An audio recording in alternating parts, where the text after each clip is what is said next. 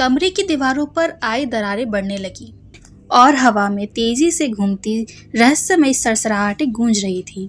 रवि बहुत घबराया हुआ था, लेकिन उसे पता था कि उसके पास समय कम है। दीवार पर उभरते हुए शब्द, तुम्हारे पास बस एक आखिरी मौका है, उसे और भी ज्यादा बेचैन कर रहे थे।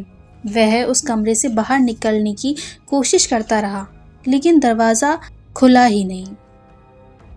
आखिरी मौका, रवि बुदबुदाया। यह वाक्य उसके दिमाग में घूमने लगा। आखिर यह आखिरी मौका किस चीज के लिए है? तभी उसे एहसास हुआ कि यह दरवाजा खोलने के लिए उसकी शारीरिक शक्ति ही नहीं बल्कि कोई और चीज जरूरी थी। रवि ने एक बार फिर उन चिट्ठियों की तरफ देखा। कमरे की हर एक दीवार पर वही पुरानी चिट्ठियां लगी हुई थीं। उसने एक एक करके उन सभी चिट्ठियों को पढ़ना शुरू किया। उनमें से हर चिट्ठी एक लापता व्यक्ति की कहानी बयां कर रही थी। कुछ चिट्ठियों में तो ऐसे नाम भी थे जिन्हें वह जानता भी नहीं था। एक चिट्ठी ने उसका ध्यान खींचा जो बाकी चिट्ठियों से अलग थी। यह चिट्ठी नए कागज पर थी और उसमें सिर्फ एक वाक्य लिखा हुआ था, सच का सामना करो या हमेशा के लिए इस जगह में खो जाओ। रवि को समझ में नहीं आ रहा था कि सच आखिर क्या है। क्या यह उस लापता लड़की से जुड़ा हुआ है या फिर उस घर के बारे में कुछ ऐसा था जो उसे अब तक नहीं पता था। तभी कमरे के कोने से फिर से वही आवाज आई, रवि तुम करीब हो।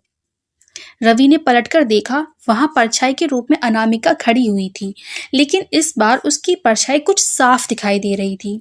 उसकी आंखें अभी भी डरावनी थी, लेकिन उनमें इस बार एक अजीब सी उम्मीद थी। अनामिका ने कहा, तुम्हें सच का सामना करना होगा। अनामिका की आवाज काफी धीमी थी।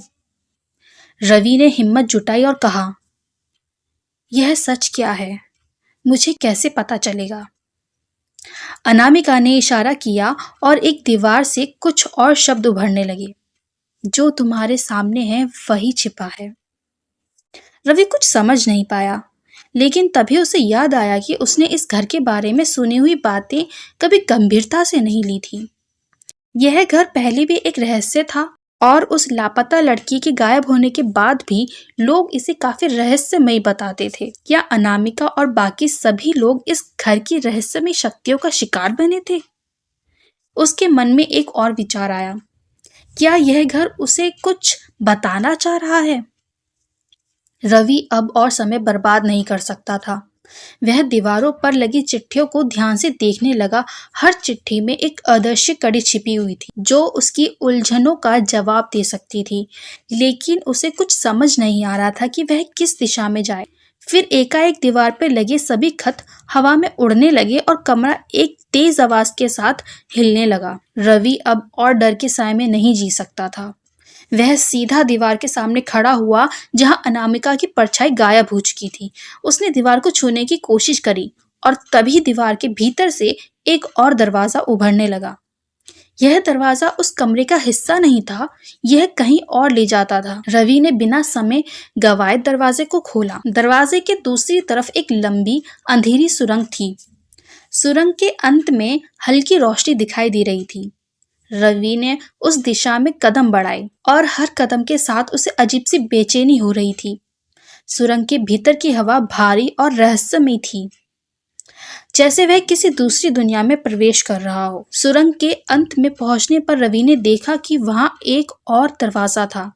दरवाजे के ऊपर लिखा था, यहाँ से बाहर निकलने का यही रास्ता है, लेकिन इसका सामना करने की हिम्मत चाहिए। रवि के हाथ कांप रहे थे। उसे समझ नहीं आ रहा था कि वह अब अंतिम चरण पर पहुंच चुका है। इस दरवाजे के पीछे क्या था उसे नहीं पता था, लेकिन उसे यकीन था कि यह दरवाजा ही सारे सवालों का जवाब देगा। रवि ने दरवाजे का हैंडल घुमाया और उसे खोल दिया। दरवाजा खुलते ही वह रोशनी से घिर गया और उसकी आंखें कुछ पल के लिए बंद हो गईं। जब उसने आंखें खोली तो वह एक बहुत बड़े कमरे में था। उस कमरे के बीचों बीच एक पुरानी कुर्सी पर कोई बैठा था।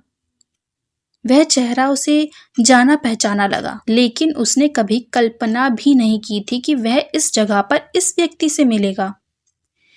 क्या यह वही व्यक्ति था जो इन सभी रहस्यमयी घटनाओं का कारण था? यह जानने के लिए इंतजार करें अगले भाग का।